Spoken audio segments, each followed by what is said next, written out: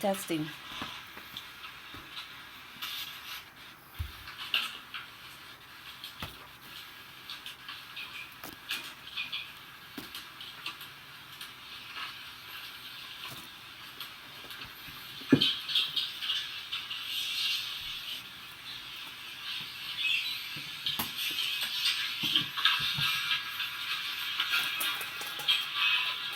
Testing.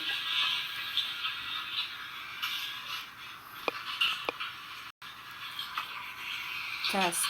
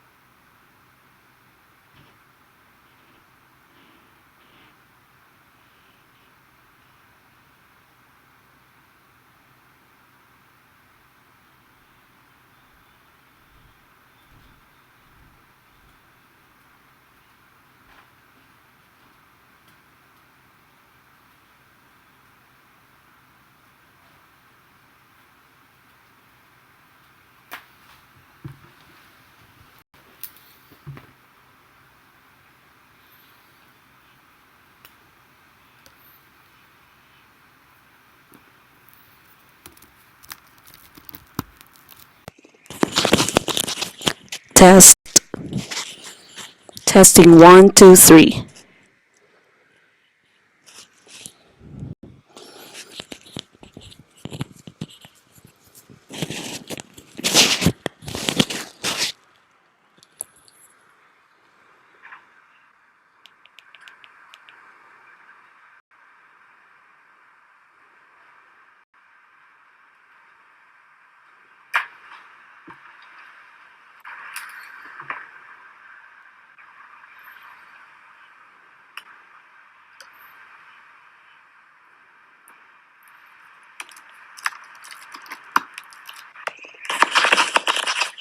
Test. Testing 1, 2, 3.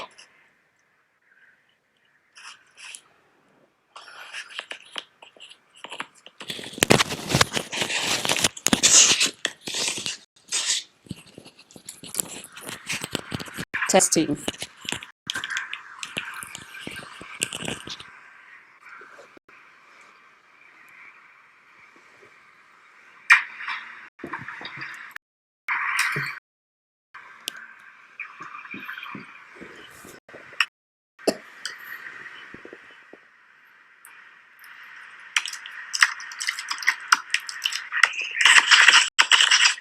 Test.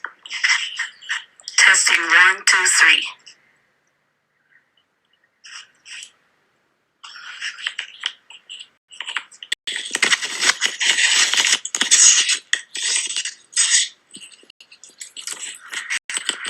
Testing.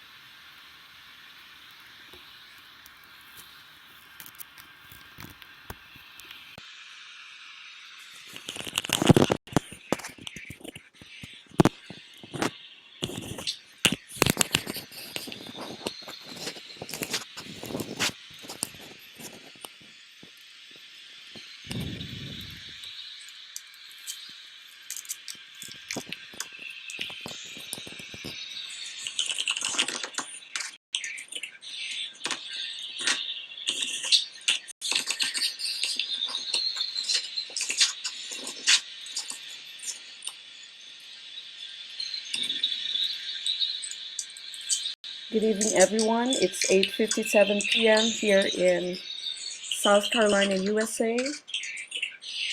It should be 9:57 in the morning of Saturday, February 29th, there in the Philippines. Good evening, everyone. It's 8:57 p.m. here in South Carolina.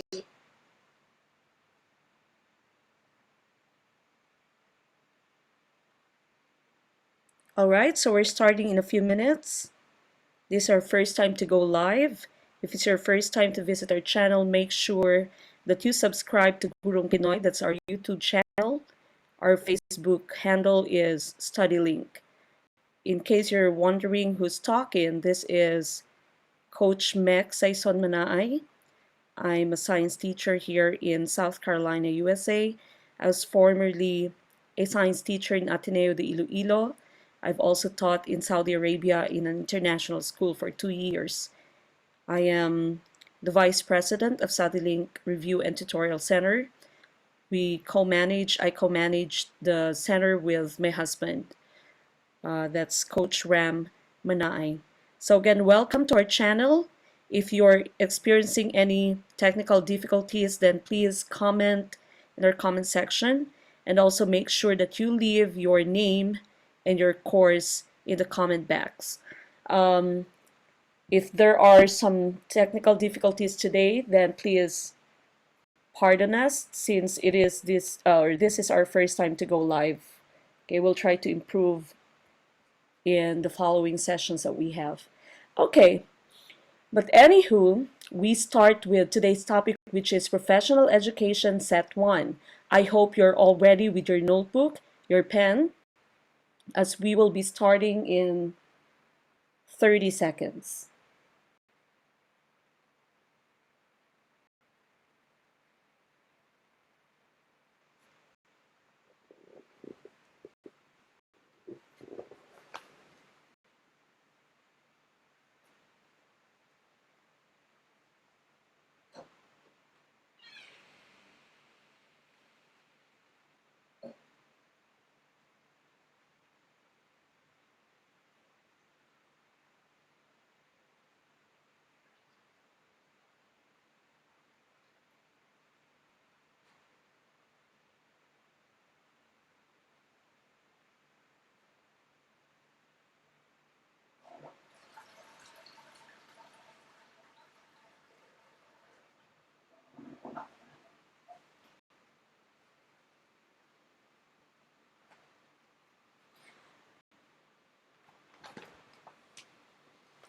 All right, we start. So I hope that you are all ready to start, mga kaguro. Again, please make sure that you comment your name, your course in the comment box that we have at the bottom. So again, this is professional education. Many of the items that we have here have come out in the previous LET that we have. Now, we have been handling LET students for several years already, and we know that the LET questions are just being recycled every year.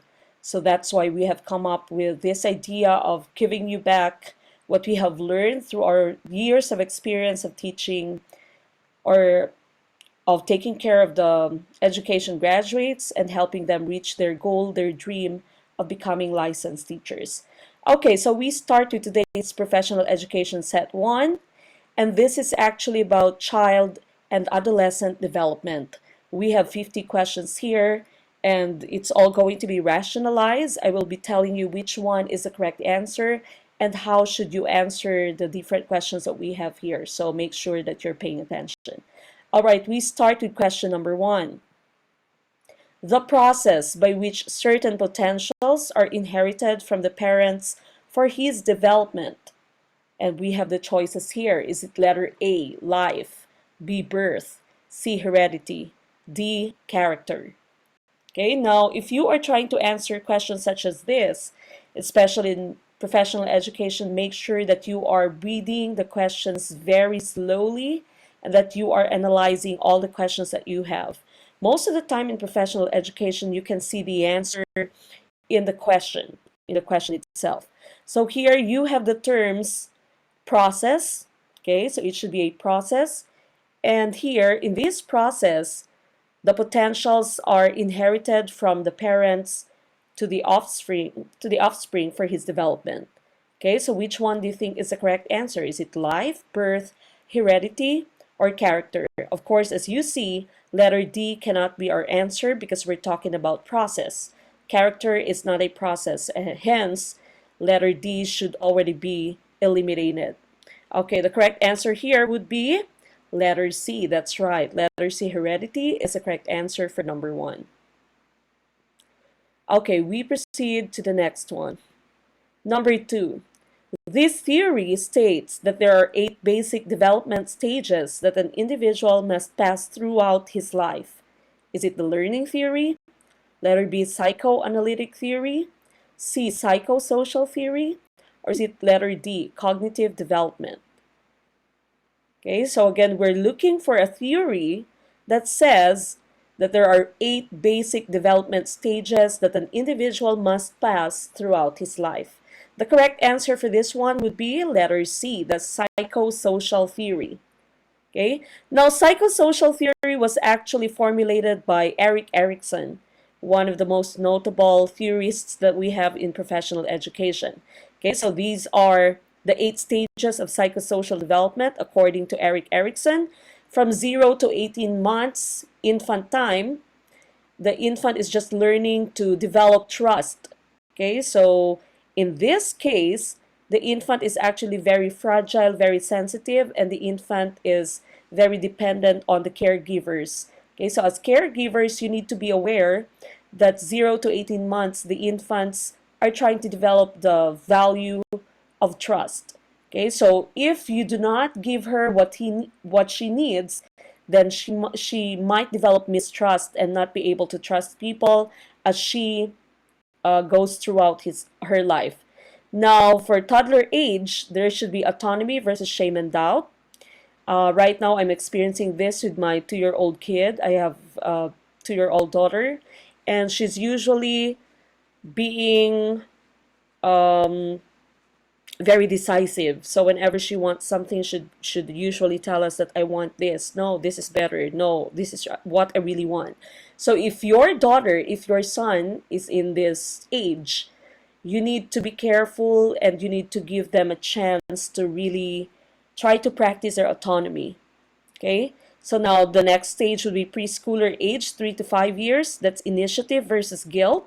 Then grade schooler, that's industry versus inferiority. Then you have teenage years, identity versus role confusion. Then young adult life, you have intimacy versus isolation. Middle-aged adult, you have generativity versus stagnation. Then 65 years or older, you have your integrity versus despair. Now, according to Erik Erikson, if you want to become successful in the latter stages, say you want to be successful in your middle-aged adult years, you need to be successful first in the previous stages that you have.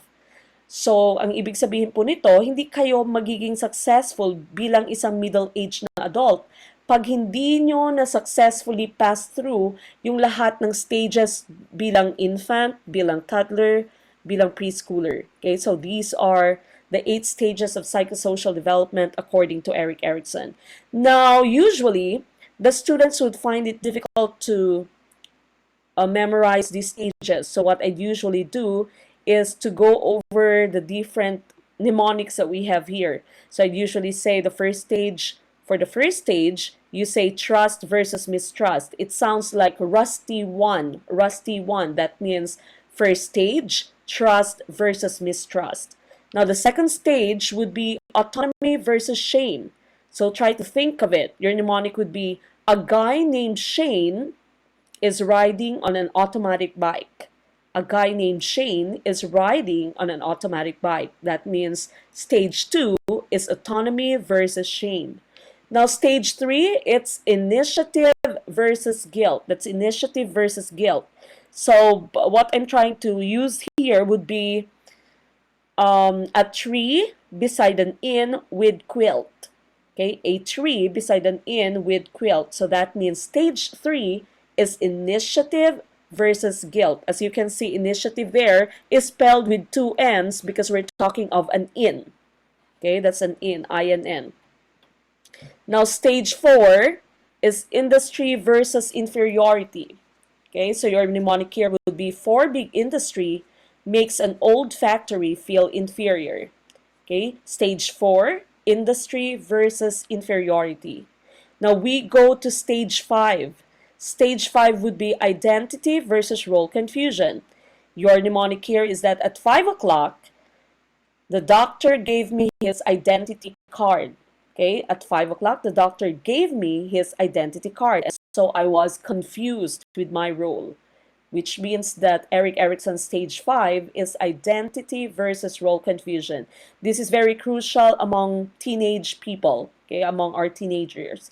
They need to be well aware of their roles in the society, of their identities. Now, next one, stage 6 is intimacy versus isolation. Here, our mnemonic would be imagine an intimate sex at an isolated beach. Okay, intimate sex at an isolated beach. That means stage 6 is intimacy versus isolation. Now, stage 7 would be generativity versus stagnation.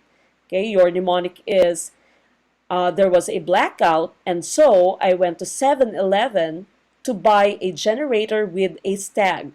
Okay, to buy a generator with a stag. So that means stage 7, generativity versus stagnation.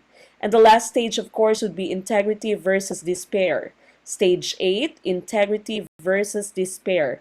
I ate a gritty pear, which made me feel despair. Okay, so again, that's stage 8, integrity versus despair. So those are the 8 basic stages according to Erik Erikson's psychosocial learning theory. Now, the rest of the choices that we had there was Freud's psychoanalytic theory. We all know who Sigmund Freud is, or Sigmund Freud is. And according to Freud, our decisions in life are ruled by the 3 parts of our consciousness. Okay, you have the id, the ego, and the superego. Now, the id among these 3, the id is your animalistic side. The id would always want to do whatever he wants to do. He does not care about what other people would say. He does not care whether it's right or wrong. Your id is your animal side. Okay, so your id would always say, I want to do that now.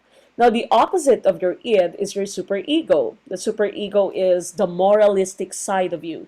So your superego would always tell the id, it's not right to do that, so don't do that. Okay, the superego would always be very cautious. Now, the ego, on the other hand, out of these 3, the ego is the balance. Okay, so the ego would always be looking for compromise. The ego would say to the id, wait, we can't do that. And the ego would also tell the superego, no, you can also do that. We should find a balance. Your ego would always be the balance between the id and the superego. So that, according to Freud, are the 3 things that would rule out, or that would rule our decisions in life. Okay, these are all part of our consciousness. Now, if you are going to be thinking of an example for your id, ego, and superego, say the let would be tomorrow, or the let would be 2 days from now, and you have a friend who has a birthday party. If you will be using the id side of yourself, if your decision will be ruled by your id, then you will not be thinking about your exams. You'd say, that's fine. I won't be thinking about my exams. I'll go party tonight. Okay, so the id, as you can see here, the id would just be partying. Okay, the id does not really care about what tomorrow would bring. Now, if you are going to be ruled out by the opposite side, which is the superego, then the superego would say, I will not go to the party. It's not right for me to go to the party since the let is coming up. So I'll not go to the party, I'll just study. I won't even eat, I'll just study and study and study. I won't even sleep. Okay, so the superego and the id are 2 extremes. The ego, on the other hand, that's the balance. So the ego would say, I should compromise. So I'll go to the party, but maybe I'll just eat dinner or say hi to my friends. Then after that, I'll go home and take some rest because, as you know, the let is coming up soon. Okay, so that's the id, the superego. Both of them are extremes. and the ego, of course, that's the balance. So those are the three parts of Freud's psychoanalytic theory. Now, you also have the learning theory of Piaget, Piaget's cognitive stages of development theory. There's 4 stages here. So the first stage would be called the sensory motor stage. The second stage is pre-operational stage. Then you have stage 3, concrete operational, and of course you have stage 4, which is formal operational. Now usually I'd use the mnemonics smart people cook fish. As you can see, the abbreviations, it's S, smart, then P as in people, then C as in cook, then you have letter F, fish. So I'd say smart people cook fish, and those would stand for the different parts of these cognitive stages of development according to Jean Piaget. Now we go over the different stages one by one. The first stage, of course, that we have there is the sensory motor stage. That's from birth to 2 years old. Now, some important details about the child during the child's development at this stage is that the child is very busy using her senses, her reflexes. So as you can see, the child has actually a lot of reflexes. Like, for example, the child has the sucking reflex. Anything that the child holds, the child will just grab and put them into his or her mouth and suck on them. Okay, so that's the sucking reflex by the child. Meron din po tayong tinatawag na moro reflex. Yung moro reflex naman, yung pag nagulat yung bata, ay magsi-stretch out siya ng kanyang hands and then she or he would curl up. That's the motor reflex. Okay, so these are some of the different reflexes that a child can have.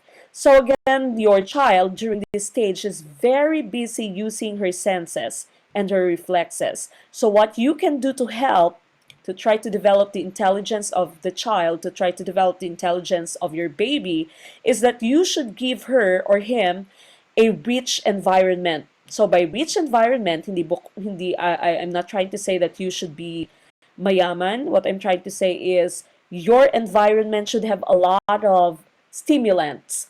That's why sa crib po ng mga anak nyo, kung napapansin nyo, ay naglalagay kayo ng mga mobile. Yung mobile po, yung mga tumutunog-tunog, yung may mga different shapes, yung may mga different colors, because these things are actually acting as stimulants. So they try to stimulate the senses and also the reflexes of your child. So again, in your sensory motor stage, the child is very busy, very eagerly learning about his or her environment through the senses. Now, meron din pong very important part here which we call stranger anxiety. Stranger anxiety naman po, yung anak nyo ay palaging iiyak pag nakakita ng stranger. Or if you'd want your friend to hold your baby, the baby would usually cry. Okay, so hindi ito dahil hindi na sana yung anak mo na lumabas ng bahay. It's not the reason behind that. The reason is that during this stage talaga, the child would experience stranger anxiety. Okay, so very anxious siya, very scared siya of people whose faces are not familiar to the child. Now, the last step here that we have would be object permanence. The object permanence is actually acquired after the 6th month of the child. So, yung object permanence, pag wala pang object permanence yung child, pag hindi ka niya nakikita, hindi siya iiyak because whatever it is that he or she does not see in the child's mind, that thing or that person does not really exist. So walang pagka-miss, wala pa siyang feeling ng nami-miss ka niya kasi nga hindi siya aware na nag-e-exist ka pag hindi ka niya nakikita. Okay? So out of sight, out of mind yung sinasabi natin for object permanence. Pero once na na-establish na nung child yung object permanence, alam na niya, for example, in this picture, alam na niya na kahit na tinakpan niya nung blanket yung toy niya, once she removes the blanket, the toy would be there. Okay, so that's object permanence. So during this time, when you say bye to the baby, for example, the baby would already start crying. Dahil yung baby ay nakapag-establish na ng object permanence, she already knows that her mom exists. There is a certain person that she calls her mom. And when that person is out of her sight, then she'd say, "Where's my mom?" She'll start looking for her mom because she already has object permanence. So these three are actually very outstanding characteristics of a child at the sensory motor stage. Now we go to the next stage, which is the pre-operational stage. The second stage here, which we call the pre-operational stage, meron siyang iba't ibang characteristic yung anak mo. The first one would be egocentrism. The child is only able to consider things from their own point of view and imagine that everyone shares this view. Now, this egocentrism, this theory, or this concept was proven by Piaget when he had this test. Okay, this was called Piaget's Three Mountains Egocentrism Test. So the child was placed opposite the doll. Okay, and from the side of the child, nakikita niya isang bundok lang. But from the side of the doll can actually be able to view all three mountains. And then the child was asked to draw what the doll can see. Okay, so the psychologist, Piaget said, or Piaget asked the child, "Can you draw? Pwede mo bang i-drawing kung ano nakikita nung manika?"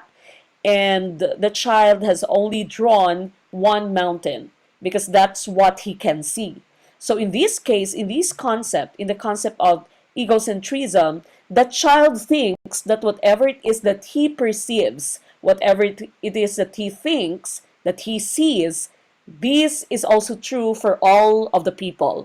So kung anong nakikita niya, feeling niya, yan din yung nakikita ng iba pang tao. So that's egocentrism. So during this stage, your pre-operational stage, the child is actually very selfish. Okay, palagi siyang selfish. Or the child would say, "No, yesterday, the one I told you yesterday, or yung ginawa ko kahapon."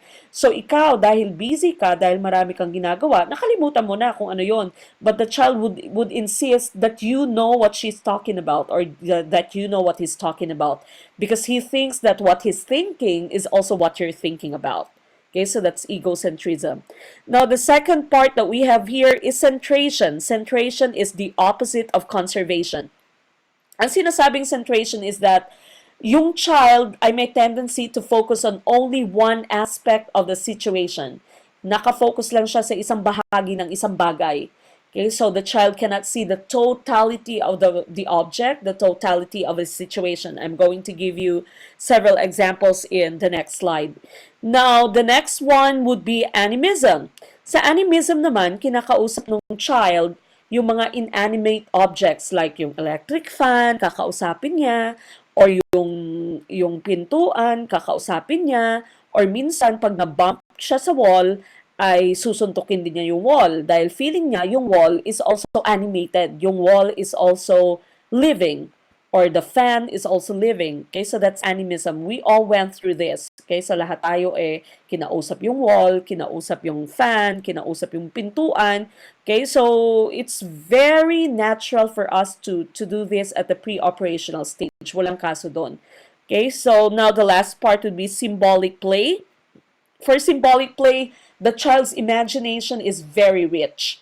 This is the part where you were wearing a cape, nilalagay mo yung blanket mo, ginagawa mong kapa, at sasabihin mo, ikaw si Miss Universe, or minsan, you'll wear a cape and you are going to jump out of the window because you'll say that you're Superman or that you're Wonder Woman. Okay, so that's symbolic play. You pretend to be something that you're not, or to be someone that you're not. Your imagination runs very wild.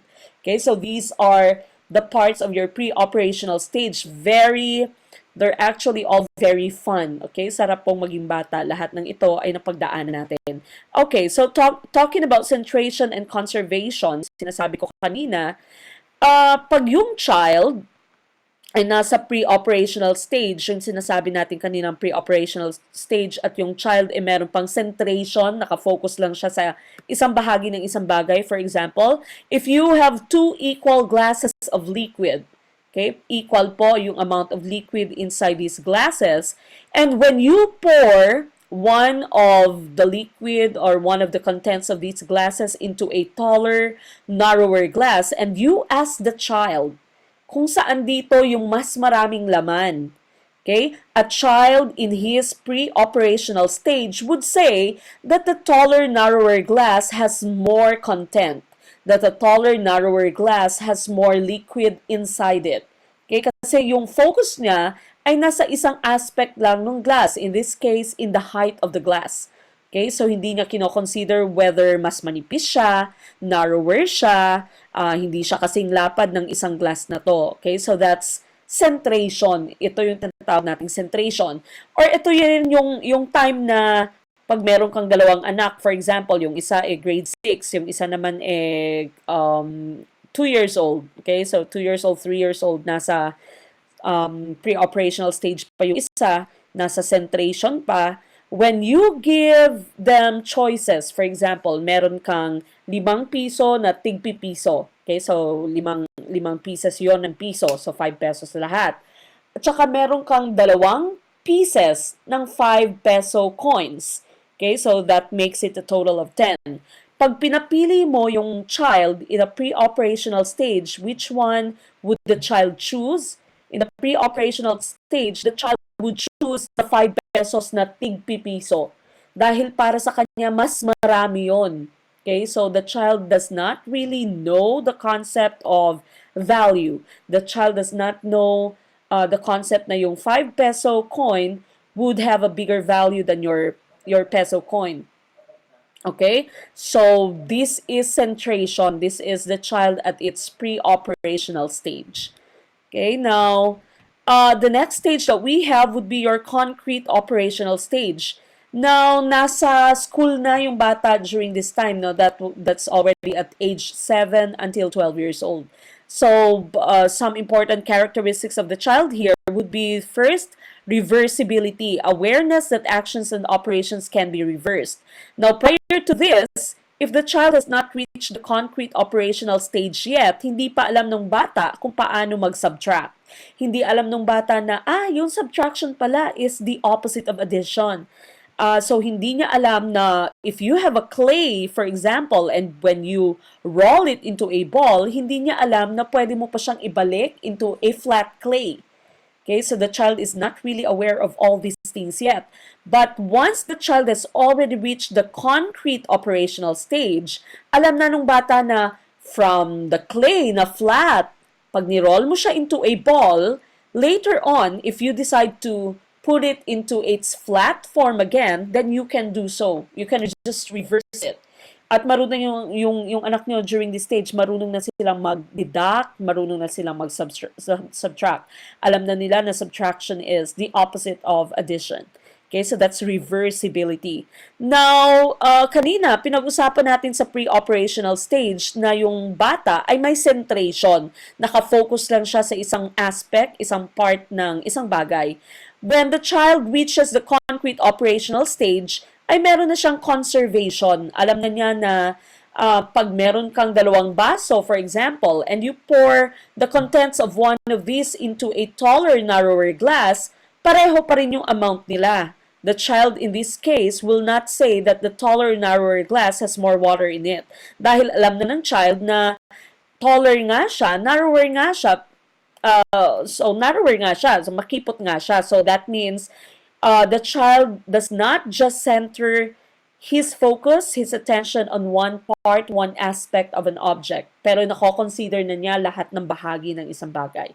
Okay, so that's conservation or decentration. Now, the last part would be seriation. Ang seriation naman po, nakaka-form na ng series yung isang bata. So, na-arrange na niya yung object from smallest to biggest.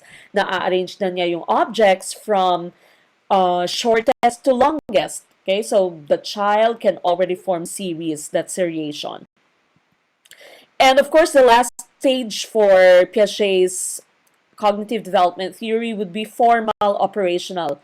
Okay, so formal operational naman, higher thinking na yung, nasa higher level of thinking na yung bata. So, meron na siyang logic, meron na siyang abstract thinking, marunong na siyang mag-solve ng problems. Okay, so the last stage for Piaget's cognitive development would be formal operational stage. Okay, now we go to number 3. Number 3's question is, this is the transition age where rapid physical changes and sexual maturity occur, resulting in changes in feelings, thinking, and acting.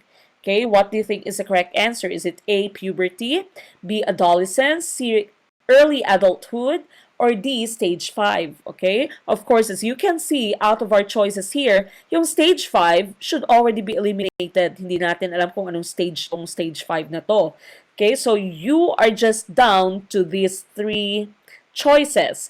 Now, according to your question, transition age siya.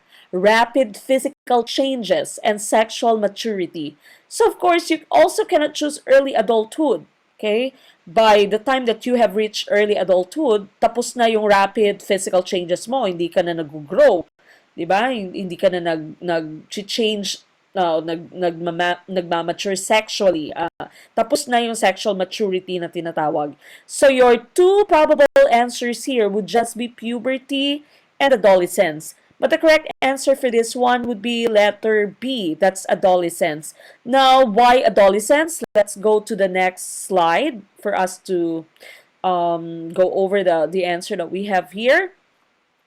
Ang pagkakaiba po kasi ng adolescence and ng puberty is that adolescence is the age. Okay, so adolescence is the transition age. Adolescence begins with puberty. Yung puberty mo ay sexual maturation lamang. Pero yung adolescence, those are the ages of your physical development. So puberty can vary. Ang puberty sa mga babae ay maaaring mag-start earlier than 11 years. Sa mga lalaki naman ay 13 years. Pero yung adolescence, that's the transition age. So, nasa age siya. Ang puberty naman is sexual maturation. So, going back to our question, the question says transition age. That's why your choice should be letter B, adolescence. Now, I have just placed a few fun pictures here when this became a fad a few years ago on Facebook. So, it says the puberty challenge. Okay, so as you can see, this person here has changed from this pre-puberty to this post-puberty or during puberty. So there can be a lot of changes in our body during the puberty. Okay, so we develop or we sexually mature. Okay, so these are other examples of puberty challenge on Facebook. So neneng-nene pa dito, pre-puberty. And once you hit puberty, then you have matured sexually. You have undergone physical changes. Okay, now this is another example. So as you can see, puberty has done her really well. Okay, gumanda siya. And this is another example. This actually was a picture of, these are pictures of, I forgot the person's name, but this was a contestant in Showtime. Nasa Showtime siya dati, no? Tawag ng tanghalan, si Mariko ba? Mariko ba yan yung pangalan? So this was 13 years old. 13 years old, binata pa siya, no? Binatilyo. And once she has hit puberty, naging nene siya. Okay, so these are just fun pictures that we have here. Alright, now we go to number 4. This is modifying an existing scheme after an individual's interaction with the environment. Okay, modifying an existing scheme after an individual's interaction with the environment, resulting in the creation of a new scheme.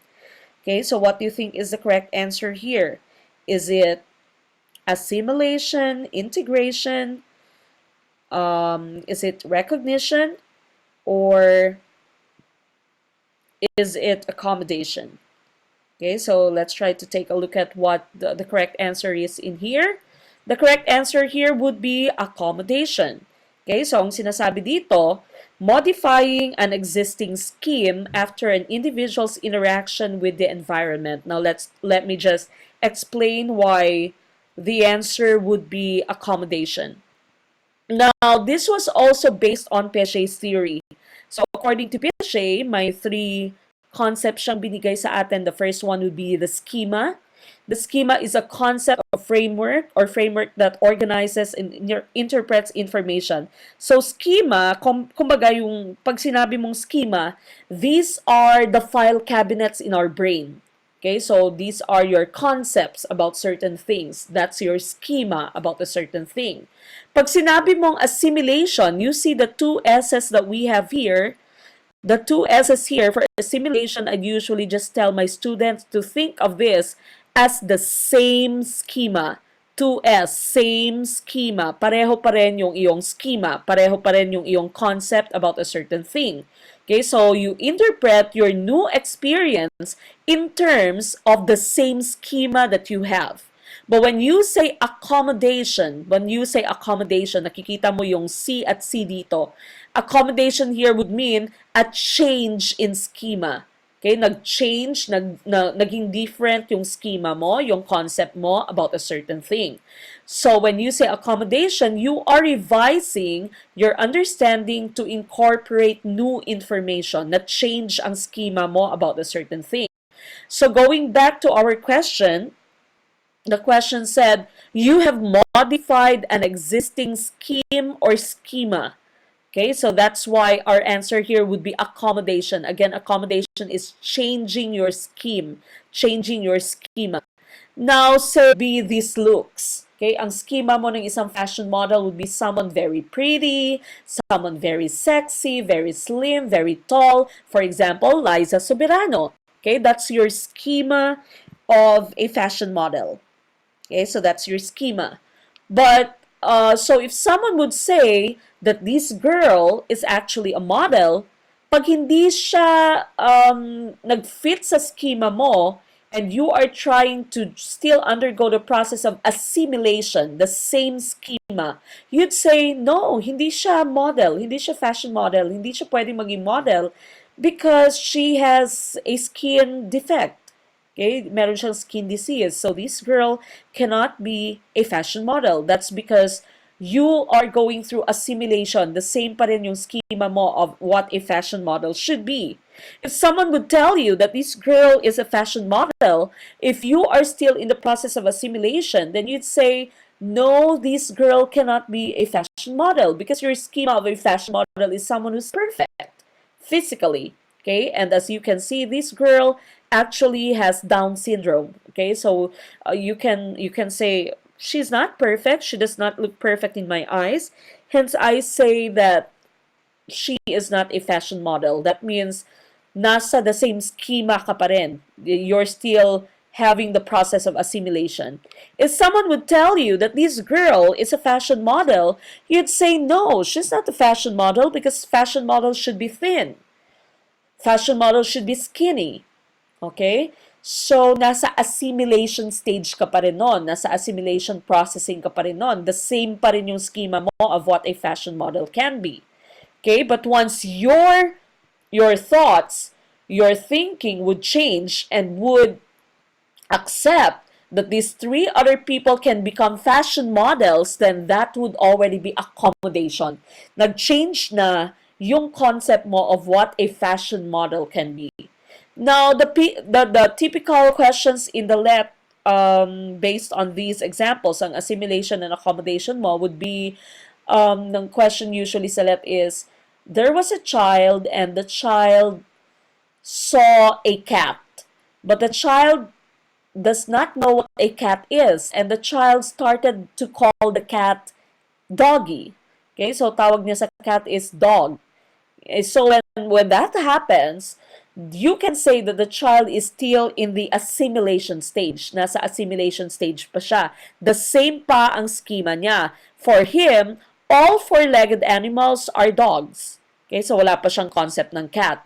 Now, once the child is able to call the cat a cat, is able to stop calling the cat doggy, and has already known that a cat, although also four-legged, is different from a dog, then you'd say that that's already accommodation. The child's schema has already changed. Okay, so that's already accommodation. Okay, now we go to the next question that we have.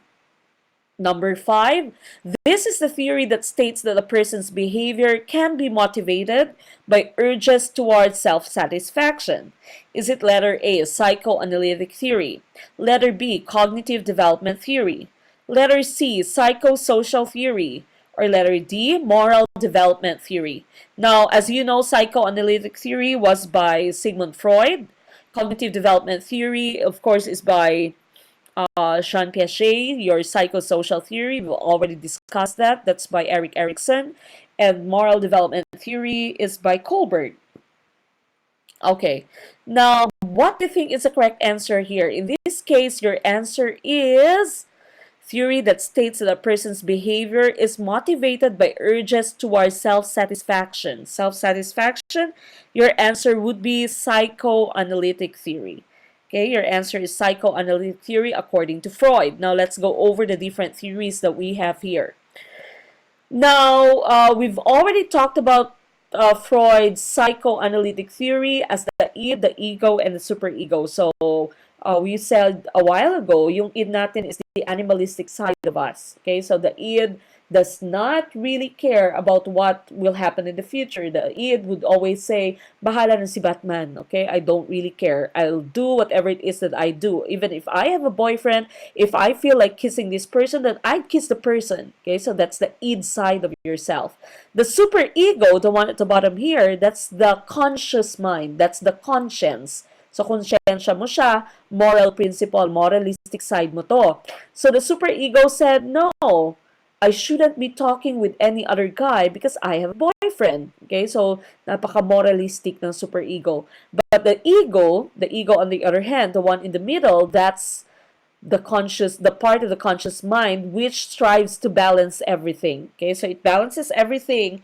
It seeks to find a compromise between the id and the superego. Okay, so if you are using the ego, then you find the balance between your id and your superego. You'd say, I can talk to him, although he's a boy. I can talk to him, although I have a boyfriend, because there's nothing wrong with that. As long as hindi ako makikipaglandian sa lalaking ito, as long as I don't kiss him, I don't follow my id, then that's fine. Okay, so that's the concept of the ego. That's the balance between the id and the superego. Now we go to question number 6. This is the ability of a child to conceptualize the retention and preservation of the same quantity under various changes. We've already talked about this a while ago. What is this? What's the answer to this? The ability of a child to conceptualize retention and preservation of the same quantity. The correct answer here would be conservation. Okay, so conservation. Even if you have poured the contents of the other glass into a narrower, taller glass, alam na ng bata na equal lang yung amount of water in those two glasses. That's conservation. All right, we go to the next one. The next one, number 7. It refers to the idea that no two individuals are the same or alike. Okay, refers to the idea that no two individuals are the same or alike. Is this your cognitive theory, exclusivity theory, individual differences, or emotional quotient? Okay, this is very easy. The correct answer here would be individual differences. Even if they are twins, kahit nakambal, ay not alike totally. Meron pa rin pagkakaiba sa kanila. May maaaring pagkakaiba sa ugali, maaaring pagkakaiba sa some aspects of their personality, maaaring pagkakaiba sa mental capacity nila. So, no two individuals are the same or are alike. This is your individual differences. Now, this is a concept that is very important among teachers. Pag teacher tayo, dapat alam mo yung individual differences na tinatawag. You should know and you should be aware that your students actually learn in different ways and they have their own or they have their different paces of learning. So, hindi po pwedeng nakatuod lang yung pansin mo, yung attention mo sa mga fast learners mo or sa mga estudyante mong mabilis na mag-catch up. You should also make sure that you give ample chances, ample activities and accommodate the needs of those people who are slower or those people who cannot grasp the concepts faster than the rest of them are. So that's the theory of individual differences. Okay, so as teachers, you should be aware of individual differences of your students. Okay, now we go to question number 8. For question number 8, you have this question. He is known as the father of the modern IQ test. Is it Louis Terman? Is it Erik Erikson? Is it Lawrence Kohlberg? Or is it Martin Leasley? Okay, so sino kaya yung answer natin dito out of these four theorists that we have, the correct answer here would be letter A. That's Louis Terman. Okay, so Louis Terman is called the father of the modern IQ test. So, ito yung IQ test ni Terman. He actually used Binet's research to construct the modern-day IQ test called the Stanford-Binet test. Okay, so IQ is actually solved by using the formula mental age divided by chronological age times 100. So whatever is the mental capacity, the mental age of the child divided by the actual age of the child times 100. That is the formula for IQ. Okay, so actually, isa sa mga pinakakilalang geniuses that we have, Einstein's IQ is 160 plus. Okay, so average would be around 90. 90% would be average. So we all hope that we have this. If you have more than that, then that's already above average, high intelligence, and so on. So, nakikita nyo, sobra-sobra na si Lolo Einstein natin. Nandito na siya sa 160. Okay, we go to the next slide. This is question number 9. Intellectual appreciative experience is... Okay, your correct answer here would be based on the premise that all learning has emotional correlates. Ang question natin dito, sinasabi intellectual appreciative experience. You cannot appreciate something intellectually hanggang hindi mo siya na-enjoy, which is actually true in cases of sa mga subjects natin na medyo mahirap, no? In cases of, say, math, for example, your math, the subject math, you won't learn to learn or to really love to learn math unless you appreciate the beauty of math, unless you start getting the fun that you get from computations, from problem solving. Hanggang hindi mo na enjoy ang math, you cannot really truly enjoy learning it. Okay, so usually we'd say math is a teacher-based subject, no? Mali-learn mo siya to love pag na-enjoy mo siya. So dapat talaga habang maaga pa, habang bata pa yung mga anak nyo, ay pinapapractice nyo ng math, yung mga simpleng skills lang, like maybe adding up his toys or fixing his toys, arranging them from smallest to biggest, the series, pagsiseriation, these are already math skills. So as soon as you learn to appreciate a certain subject, like math, for example, a difficult subject at that, then you'd learn to enjoy learning it. Okay, now number 10. At the early learning stage, children consider parents and teachers as authorities and models. What should they do then? What should you do as a teacher or as a parent, since you are looked upon by your kids as authorities and models? Is it letter A, parents and teachers should always coordinate children's activities? B, parents should enforce strict discipline at home and teachers in school? Letter C, parents and teachers should always be the role models. Letter D, parents and teachers should always consult each other with regards to the child's intellectual development. So, the question, this one here says, anong dapat mong gawin since kino-consider kang model ng iyong anak? And the correct answer here would be, parents and teachers should always be the role models. Okay, so that's why around our kids, around our students, we should be very careful and we should be very cautious with the way we act, because of course the kids are very absorbent. They can easily imbibe whatever it is that we show them. Okay, so sometimes, for example, nagmumura ka lagi, you don't really teach your child directly kung paano magmura, and then one day, nagulat ka na lang, narinig mo siya magmura. Tapos nagalit ka, sabihin mo, ano sinabi mo? Kanino mo natutunan yan? Okay, and then the child would just look at you. So just be careful when you are around your kids, when you are around your young students, because they are very absorbent. They can imbibe everything that you try to show them, and even the words that you speak in front of them. Okay, so number 10 would be letter C. Now we go to 11. Yes, before we go to that, as you can see here on this slide, this is what we said a while ago now, children see, children do. So kung anong nakikita ng bata, ng mga anak nyo, ay gagawin din yan. No? So usually at this age, sasabihin lagi ng anak mo sa'yo, mommy, whatever you're doing, I also want to do. Yung anak ko, if she sees me working on my laptop, my child would say, I also want to work. Okay, I also want to do this. I also want to wear the shoes that you're wearing. I also want to put on makeup or put on lipstick kasi may lipstick ka din. Okay, so children see, children do. Now we go to the next question, number 11. This is any change in the behavior of an individual. The correct answer here would be any change in the behavior of an individual. We call this learning. Okay, so this is based on the theory of your behaviorists. Sabi ng mga behaviorists natin, learning is any change in the behavior of an individual. So correct answer for number 11 would be letter A, learning. Next one, number 12. Which of the following principles is not considered under classical conditioning by Ivan Pavlov? Is it excitation, B, adhesive principle, letter C, stimulus generalization, or letter D, discrimination?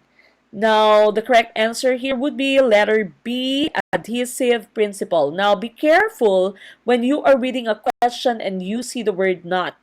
Okay, so most of the time the students would pick the wrong answer because they did not really pay close attention to the word not. Be careful if there is the word not, then make sure that you're thinking of the wrong choice that you need to pick. Okay, so in this case here, that would be adhesive principle.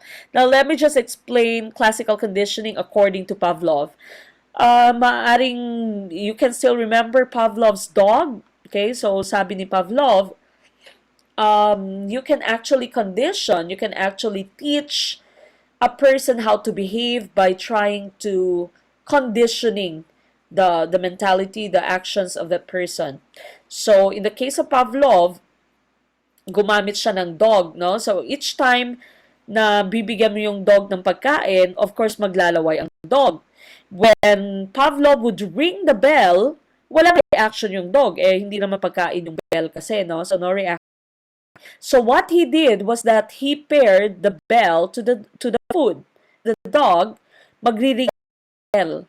Okay? So until such time na na-associate na nung dog yung ringing ng bell sa pagkain. So next time, pag niring na ni Pavlov yung bell, kahit na walang pagkain, maglalaway na ang dog. Okay? Dahil associated na yung bell na to sa pagkain. Kasi nga every time na binibigyan siya ng pagkain, ay pinaparing itong bell. Okay, so that's classical conditioning according to Pavlov. Now, these are some processes in classical conditioning, ang tinatawag mong generalization. If you have generalized something, that means hindi mo nadidiscriminate, hindi mo nakikita kung anong pagkakaiba nila. So, the usual question in the let here would be, as a young child, you were a dog. Kinagat ka ng dog. As an adult, you developed a phobia. Okay, so nagka-phobia ka sa lahat ng klase ng dog. When you say generalization, that means kahit anong cute ng dog, ay takot ka pa rin. Okay, so that's generalization. You have generalized all kinds of stimuli.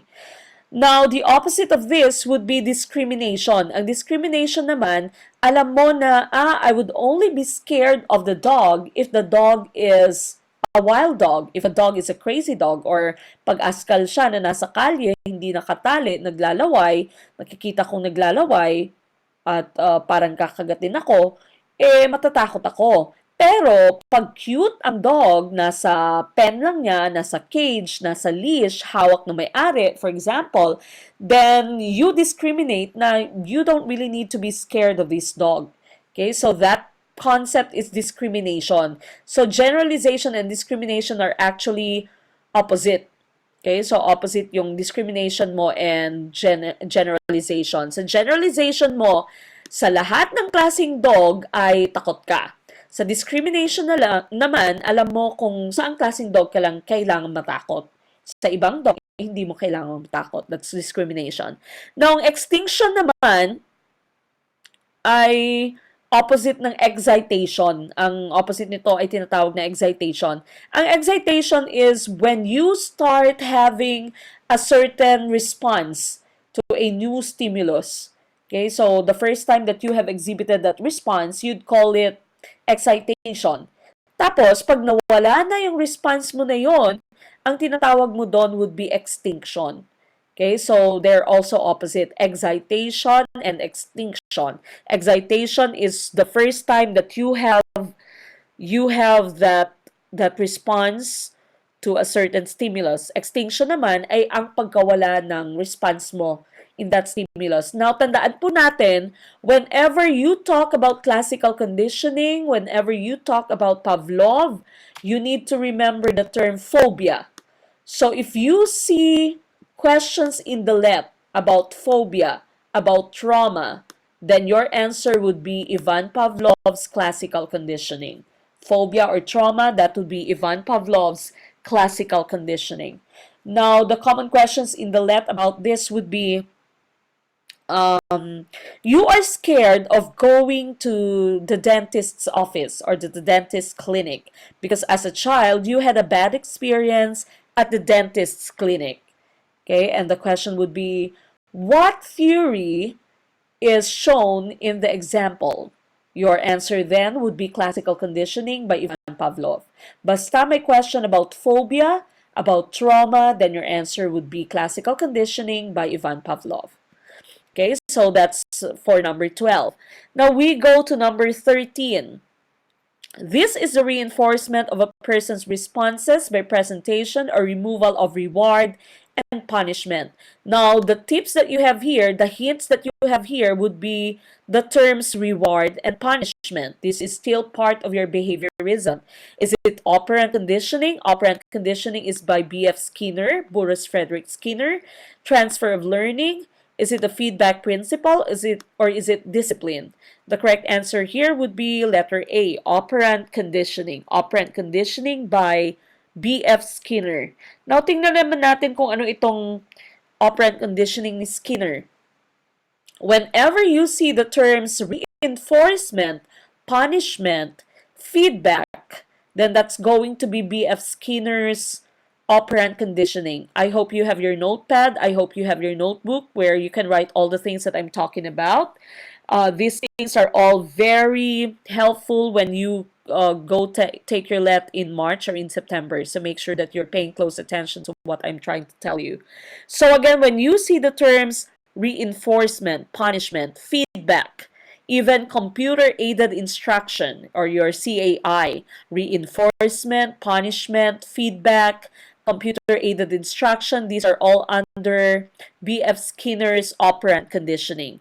Okay, Ivan Pavlov, a while ago, I've said that whenever you see the terms phobia, trauma, that's classical conditioning by Ivan Pavlov. In this case, reinforcement, punishment, feedback, computer-aided instruction, that's for B.F. Skinner's operant conditioning. Now, ano naman yung transfer of learning? Ang transfer of learning, it says here, the application of skills, knowledge, and or attitudes that were learned in one situation to another learning situation. So you can actually have a transfer of learning pag may identical elements yung dalawang experience na to. Kung this element has the same or identical elements as the same experience that you have here, then you can actually transfer your learning. Now, in present-day education, we call transfer of learning application. Okay, another term for transfer of learning would be application. All right, we go to the next slide. Ano naman ang feedback? Feedback is giving your comments, giving your suggestions to someone or to a student, for example, about a certain quiz. Okay, so we need to remember that whenever we're giving the quiz and we want to give the feedback, it should be ASAP. It should be as soon as possible. Okay, now focus on the positive. It should be something that is given privately. So do not give it in public. Focus on behaviors that can be changed, not on personality traits, because of course your personality traits are very difficult to change. Okay, so that's effective feedback. Now, discipline naman, you know the meaning of the term discipline. It is defined as training or molding of the mind and character to bring about desired behaviors. So, tinitrain mo someone to become a better individual, to have better or to have desired behaviors. That's disiplina. So, that's why one advice that I can give you is if you have kids, as early as you can, dapat dinidisiplina na sila dahil nga pag pag sinasabi natin pag malaki na yung sungay ay mahirap nang putulin, no? So bata pa lang dapat you try to discipline your child, or you start disciplining your child if or while your child is still very young. Okay, question number 14. This stimulation of action best explains the behavior of an individual to take what he perceives to be the shortest route or route in his goal. Is it recognition, assimilation, response, or motivation? Again, this is stimulation of action. These are also your tips there. Okay, stimulation of action that explains behavior of an individual to take what he perceives to be the shortest route in his goal. The correct answer here would be motivation. Okay, motivation is a stimulation of action. That's why it's very important for us to, as teachers, it's very important for us to always motivate our kids, motivate our students to learn. That's why meron tayong tinatawag na motivation at the beginning of any class period that we have. Okay, so you motivate them, stimulate them to take action or to start learning. All right, question number 15. This is the process by which an individual acquires the social and cultural heritage of the society where he belongs. Okay, is it socialization, internalization, integration, or acquisition? The correct answer for this one would be socialization. Okay, socialization is the correct answer here. The individual acquires the social and cultural heritage of the society.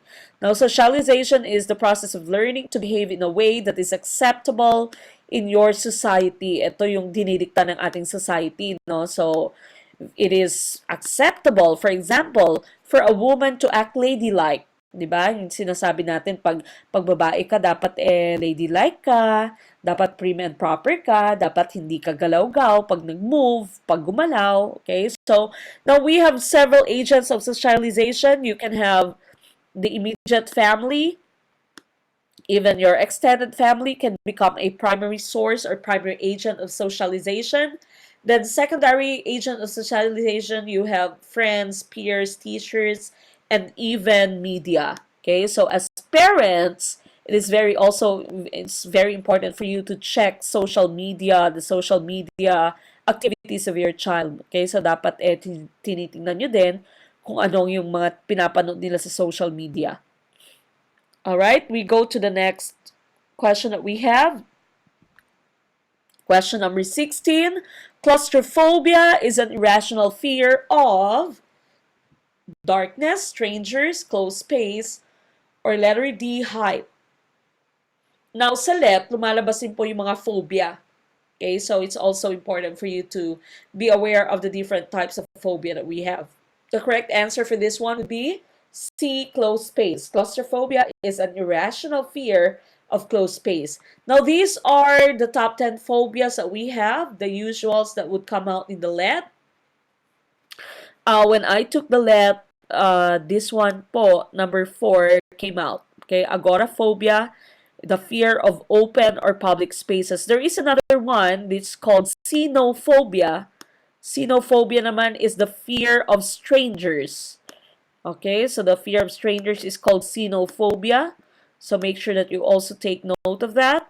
That's also one of the phobias that we have, and sometimes this would also come out in the lab. Okay, so again, these are the top 10 phobias that you have.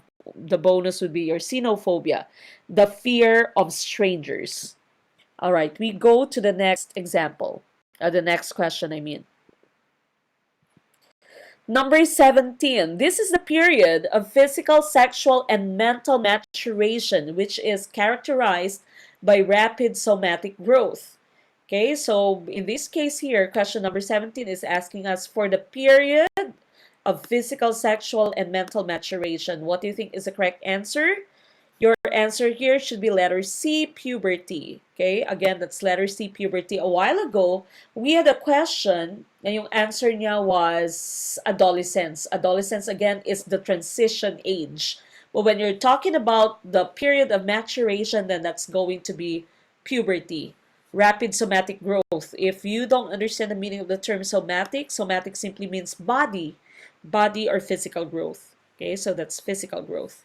Right? So the correct answer will be letter C, puberty. We go to the next question. What is the main function of the philosophies of education? Is it letter A, to aid the learner to build his own personal philosophy? Letter B, to define goals and set directions from which educational efforts should be exerted? Letter C, provide guidelines in the foundation of education policy. Now, the correct answer here, why? Because when you're talking about philosophy, philosophy actually gives you direction. Okay, it gives you direction in education. Now, so when you have your philosophy, the school officials, teachers, all the stakeholders would coordinate and put their efforts toward achieving that aim of your philosophy. Okay, so it attempts to establish coherent meaning within the whole domain of thought. So again, whenever you say philosophy of education, that's the guiding principle that you have. So if someone would ask you, if you have an interview, and that person would ask you, what's your philosophy of education? That means, what is your guide in teaching? Okay? Anong pinaka-basis mo when you teach students? What's your driving principle in teaching students? So that's your philosophy of education. All right, next one, next question. 19. According to Froebel, kindergarten is also known as blank. Is it A, place where children have fun and enjoyment? Letter B, a garden where children could grow and develop. Letter C, the learning center for life. Letter D, a place where new beginnings begin. The correct answer for this one would be letter B, a garden where children could grow and develop. Now, Froebel is actually known as the father of kindergarten. So kindergarten actually came from a German term which means garden for the children. It is a preschool educational approach traditionally based on playing, singing, practical activities such as drawing, and social interaction as part of the transition from home to school. Okay, so that's kindergarten. That's the meaning of the term kindergarten from the father of kindergarten himself, which is Friedrich Froebel. Okay, now we go to the next slide. Which of the following statements is given emphasis by humanistic education? Is it A, the great works of man, such as the classics, should be enjoyed? Letter B, man should learn the different philosophies of education. Letter C, build a man who is distinctly civilized, educated, and refined. Letter D, develop man into a thinking individual. Now, your question is based on humanistic education. The correct answer here would be letter C, build a man who is distinctly civilized, educated, and refined. Okay, now let's take a look at the next slide to check our explanation. Okay, now humanism is an approach that believes that learning should be viewed as a personal act to fulfill one's potential. If you are a believer of humanism, then you should think of learning as the act of fulfilling your own potential. So some key proponents for this are Abraham Maslow, you have Rogers, you also have Malcolm Knowles. Okay, your key terms would be self-actualization, naririnig to na lagi natin from Abraham Maslow. Then teacher is just a facilitator. So for number 20, again, when you're talking about humanistic education, the correct answer would be build a man who is distinctly civilized, educated, and refined. Someone who has reached his full potentials. That's the tenet of humanistic education. Number 21, a teacher who advocates the pragmatic philosophy of education believes that experience should follow learning. Thus, she has to. Now, the question is about pragmatic philosophy, pragmatism. Ano ba yung pragmatism? Yung pragmatism po, sinasabi ng pragmatism na yung ituturo mo sa bata ay kailangan yung mga praktika lang. Ituturo mo sa bata ay kailangan na yung mga magagamit lang. So if you go to a farm, and you have some kind of tutorials, for example, you should not be teaching them how to fish dahil hindi din naman nila magagamit. So, instead of teaching them how to fish, you should teach them how to do farming. Diba? Dahil if you are trying to be a pragmatic, teach only what is useful to them, teach only what's going to be practical for them to learn. Okay, so that's pragmatism. So in this case, your answer would be, is it require her student mastery of the lessons?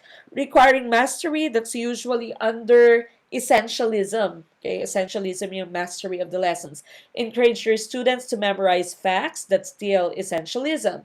Equip your students with basic skills and abilities, essentialism pa rin tong term na basic. Your answer here would be to provide your students with opportunities to apply their skills and abilities. Again, pragmatism, practicality, usefulness, whatever is practical, whatever is useful. So how can you check whether something is practical, something is useful for them? It is by providing them opportunities to apply their skills and abilities. That's why your answer for number 21 is letter D. Okay, again, number 21 is letter D. Number 22, how are institutions of learning encouraged to set higher standards over and above the minimum requirement for state recognition? Now, this is found in our Constitution. Okay, this is found in our Constitution, the part for education. So what do you think is the correct answer here? How are institutions of learning encouraged to set higher standards over and above the minimum requirement? The correct answer would be through voluntary accreditation. That's why we have your PAASCO, you have your AACOP, okay, and the rest of accrediting bodies. Okay, so we have voluntary accreditation because we want the colleges, we to set higher standards, higher. Number 23. An eye defect characterized by clear vision in one dimension but unfocused vision on the other is called, is it letter A, myopia, letter B, astigmatism, letter C, hyperopia, or letter D, presbyopia? The correct answer for this one is astigmatism. Okay, so anong sinasabi ng astigmatism? Your vision is clear in one dimension but it's focused on the other. Okay, so this is your astigmatism. If you have a healthy eye, you can easily see all the lines clearly. Pag meron kang astigmatism, blurry yung lines. You'll know that you have astigmatism if you try to hang some clothes. For example, nagsasampay ka, and you are looking at the clothes line, tinitingnan mo yung sampayan, tapos nakikita mo yung sampayan na parang gumagalaw-galaw. Yung sampayan nagiging double, nagiging triple, nagiging quadruple. Okay, so you know that you have astigmatism. You cannot see one line clearly. Hindi siya defined as one line. I myself also has astigmatism. Now, what are the rest of the terms that we have there? Yung myopia, one of the choices that we had, that means nearsightedness. When you say nearsightedness, nakakakita ka clearly pag ang isang bagay ay malapit. Pag malayo siya, then you can't really see it clearly. Ang hyperopia naman ay farsightedness. Hyperopia is farsightedness. That's the opposite of nearsightedness. So pag hyperopia naman, mas nakikita mo siya. Pag farsighted ka, mas nakikita mo ang isang bagay pag malayo ito. You can see it clearly if it's farther from you. If it's near, then nahihirapan kang makita ito, no? Blurry siya. Blurry. Now, the last term there, presbyopia, is also called age-related farsightedness. So, ito nakikita mo to sa mga taong medyo may edad na, no? Sometimes you see them, they're reading their newspaper, naka-close bahagya yung mata, tapos yung newspaper, pinapalayo nila it is at a farther distance from the eye, okay? Because hindi na sila nakakakita clearly pag malapit. Okay, you see this in maybe your dads or your grandfathers. Okay, your presbyopia. So the answer for that question would be astigmatism. All right, next one. Number 24. Which of the following statements does not apply to adolescents? Saan dito ang hindi characteristic ng isang adolescent? Adolescent, your teenage daughter, teenage kids, okay? Your teenage students. Is it letter A? They desire the approval of their peers. Again, we're trying to look for the not, okay? Which one is not a characteristic of your adolescents? They seek dependence on their parents. Letter C, they have a marked sexual development. Or letter D, they are often emotionally confused. Okay, so as teenagers, we know that we always want the approval of our peers. Our peers here, that would mean people of the same age. We know that we are sexually maturing. And we know that we are usually emotionally confused. So, para kang lukaret habang ikaw ay isang teenager, no? Konting bagay lang, napaka-emotional mo, napaka-sensitive mo. The correct answer for this one would be letter B. They seek dependence on their parents. Pag teenager ka, gusto mo lang lagi nasa labas ka ng bahay, di ba?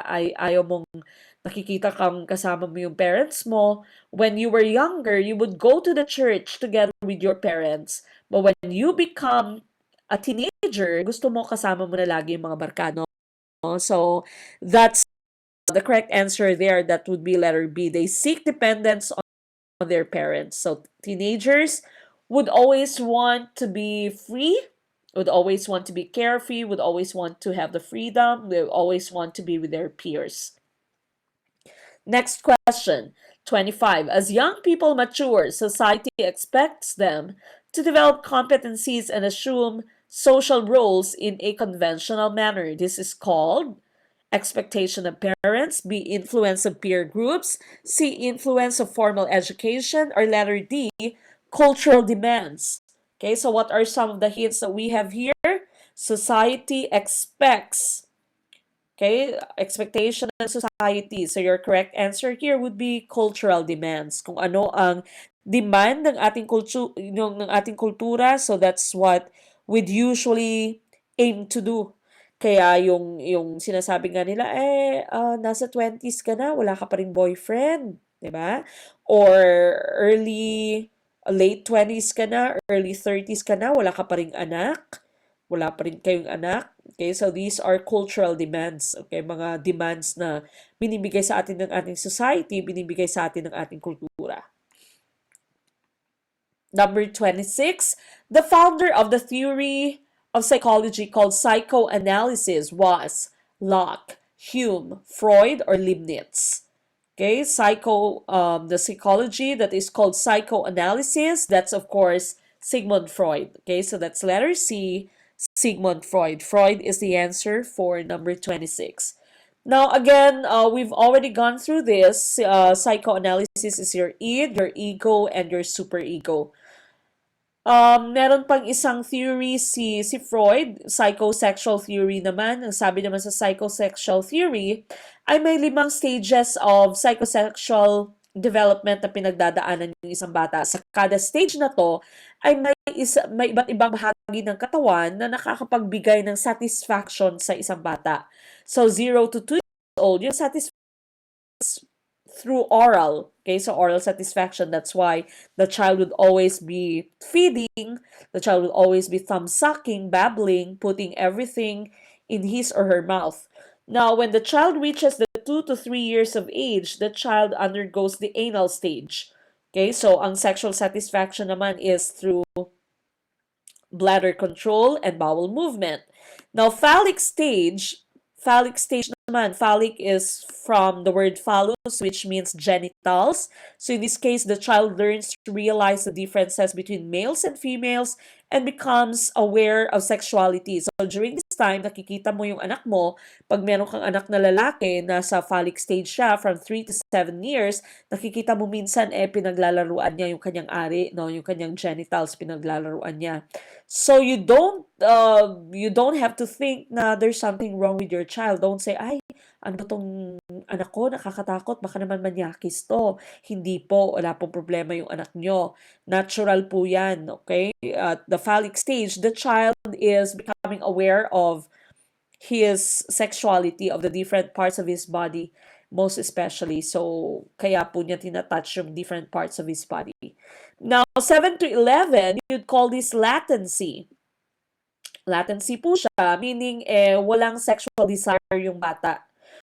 As the child is very busy in schoolwork. Okay, so wala masyadong sexual desire ang bata dito. Now, genital, the last stage, genital age, that's from 11 years old to adulthood. Okay, so this time, we sometimes call this the sexual reawakening. Nagising ulit ang kanyang sexuality from phallic, di ba, pagpunta ng latency, medyo natulog yung sexuality mo, wala masyadong sexual activities. During the genital stage, and na-reawake ang sexuality nung isang bata, but this time, hindi yung sarili niya ang tinitingnan niya, hindi yung sarili niya yung hinawakan niya, but he finds satisfaction with the opposite sex. Okay, so that's the satisfaction with the opposite sex na, that's genital stage. Now, as you can see, I have placed our mnemonic here. Owls always play late games. Owl here is for oral stage, then anal, phallic, latency, and genital stage. Okay, so owls always play late games. Yan po yung ating mnemonic for psychosexual theory according to Freud. Okay, so these are the theories according to Freud, your psychoanalytic theory and psychosexual stages of development theory. Now, the next one that we have here is John Locke. Isa sa mga choices natin, choice letter A was John Locke. John Locke is called the father of liberalism.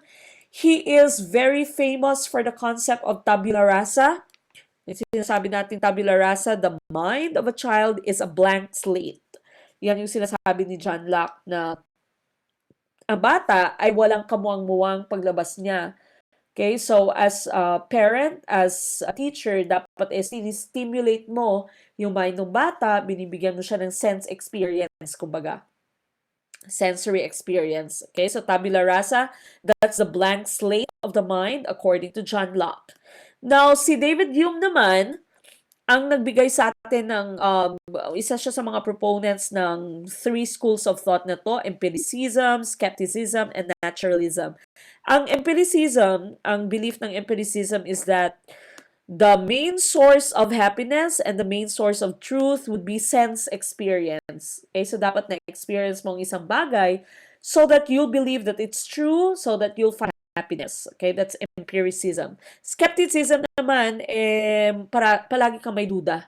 Okay, so you'd always doubt something, whether it exists or not, you'd always be doubting it unless you experience it. Yan yung sabi ni David Hume. Then, of course, naturalism, you'd always tend to follow the natural growth that we have, the natural stages of development that we have. That's actually according to David Hume. The next one, the last choice that we have there was Leibniz. Si Leibniz naman ay isa sa mga pinaka-importanting tao sa mathematics. Okay, so Leibniz became very successful because of differential and integral calculus. Isa siya sa mga proponents ng calculus. Alright, we proceed to our next question, number 27. When the learner reaches a point where no further learning can be expected, he is in a so-called what? Is it development crisis, learning plateau, regression, or depression? A correct answer for this one would be learning plateau. Ang sinasabi dito, he has reached a point where no further learning can be expected. Hindi na siya nagle-learn dahil he has already reached his learning plateau. Maaring he has already been studying for 3 hours, 2 hours straight. So kahit anong gawin ng bata ay hindi na niya na-absorb kung anong tinuturo mo sa kanya. So as a parent, dapat din hinay-hinay tayo, especially if our students are very young, they actually have very short attention span. So hindi po pwedeng, for example, for straight 3 hours, gusto mo siya mag-pay attention sa iyo, no? Hindi nila kaya. That's the learning plateau that you have. 28. Regarding the social maturation of boys and girls, teachers should bear in mind that, is it letter A, girls mature at a late stage than boys. Letter B, girls mature at an earlier stage than boys. Letter C, boys and girls mature at the same time. Letter D, there are no marked differences in their time of maturity. Now, kung napapansin niyo po, we should eliminate choices C and D sa ating question. Bakit kamo? Why do we need to eliminate choices C and D? Choices C and D are the same. Pareho po sila. If you try to read, choice C says boys and girls mature at the same time. At sabi naman ni D, there are no marked differences. Walang pagkakaiba. So that means at the same time nga sila nagmamature. So that leaves us just two remaining choices. Dalawa na lang yung remaining choices mo. It can either be letter A, girls mature at a late stage than boys, or it can also be letter B, girls mature at an earlier stage than boys. Now, we all know that the correct answer to this would be letter B, girls mature at an earlier stage than boys. That's why when you were in your elementary years, mas matatangkad yung mga babae.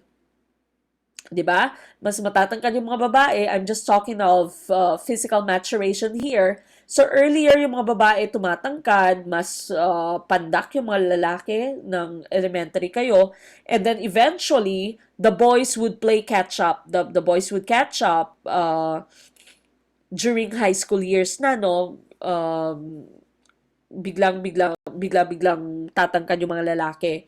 Now, we also know that in our society, even in our society, in our culture, the debut or sinasabi nating debut ng isang babae is at age 18. Pero yung sa lalaki is at age 21. Okay? So, sinasabing mas mature nga, nagmamature earlier yung mga babae kaysa sa mga lalaki.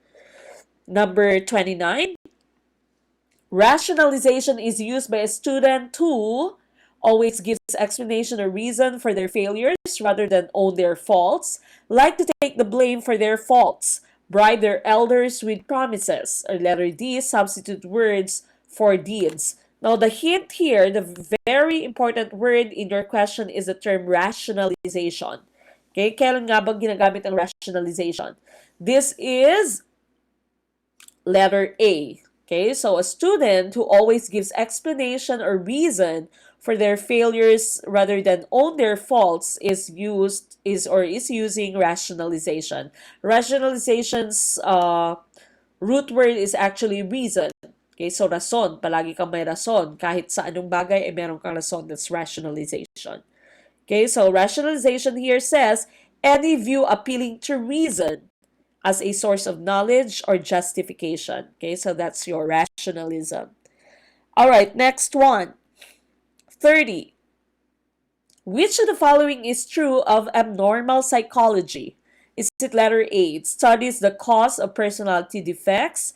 Letter B, it measures the accomplishments of the individuals. Letter C, it concentrates on the scholastic performance of the individual. Letter D, it investigates the educational background of the individual. Okay, we're talking of abnormal psychology here. And of course, I think it's pretty obvious. Your answer should be letter A, it studies the cause of personality defects. Ano nga ba ang cause ng defects sa iyong personality? Okay, so this is abnormal psychology, the branch of psychology that studies unusual patterns of behavior, emotion, and thought, which may or may not be understood as precipitating a mental disorder. We go to the next question. Which of the following is a continuous variable? Is it A, weight, B, sex, C, nationality, or D, race? Okay, the correct answer for number 31 would be letter A, weight. Okay, that's letter A, weight. Ano nga bang ibig sabihin ng weight? Or ng continuous variable. Now, we have two types of variable in research. The first one is continuous variable. When you say continuous variable, it can take on any value between two specified values. Okay, so hindi siya fixed.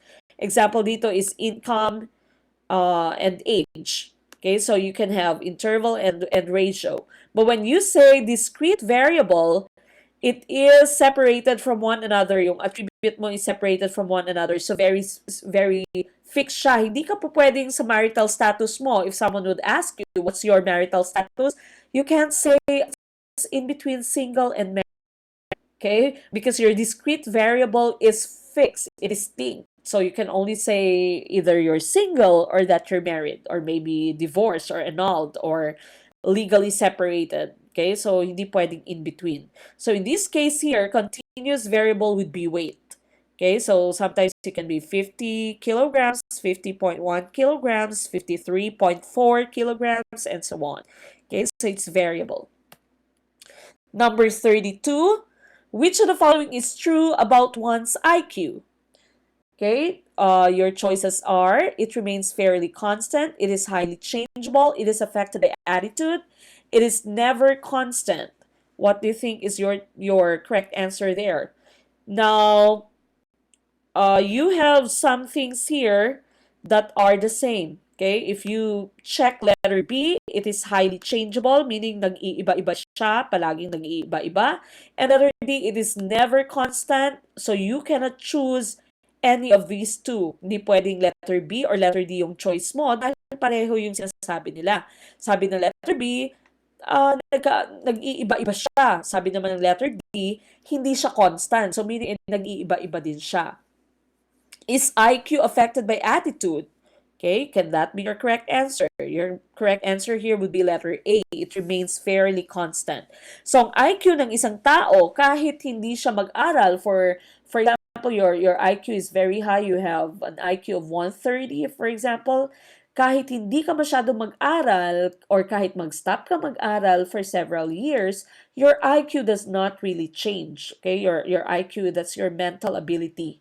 Okay, so it remains fairly constant. Now, as I have mentioned earlier, IQ is solved by using the formula mental age divided by chronological age times 100. Number 33, transfer of training easily takes place if the activities involved, we've talked about this a while ago when we had our slide on transfer of training. This can happen if there's letter B. They have identical elements. Okay? So, pag may pagkakapareho yung mga elements nila, then you can have transfer of training or application, or sometimes also called transfer of learning. All right, we go to number 34. When the learner is well motivated, he performs his task. Letter A with indifference, letter B with disinterest, letter C with arrogance, letter D with enthusiasm. Pag well motivated yung student mo, which one do you think is the correct answer? All three other choices here are negative. Okay, so with indifference, walang pakialam. With disinterest, the same meaning as walang pakialam. With arrogance, may pagmamayabang. Okay, so the correct answer would be with enthusiasm. Ganadong-ganado yung student mo to learn because they were well motivated. Okay, so that's letter D with enthusiasm. We go to number 35. A 6-year-old child who has a mental age of 8 years old has an IQ of, remember your formula for IQ would be mental age divided by chronological age, which is the actual age, times 100. Okay, the age of the child here is 6.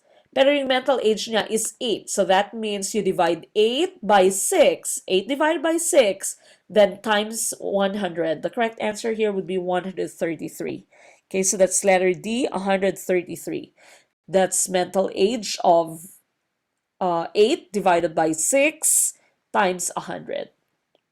Number 36. The ratio obtained by dividing mental age by chronological age times 100 is called, we've just talked about this a while ago. Correct answer would be intelligence quotient or IQ. Intelligence quotient or IQ is the correct answer, letter C.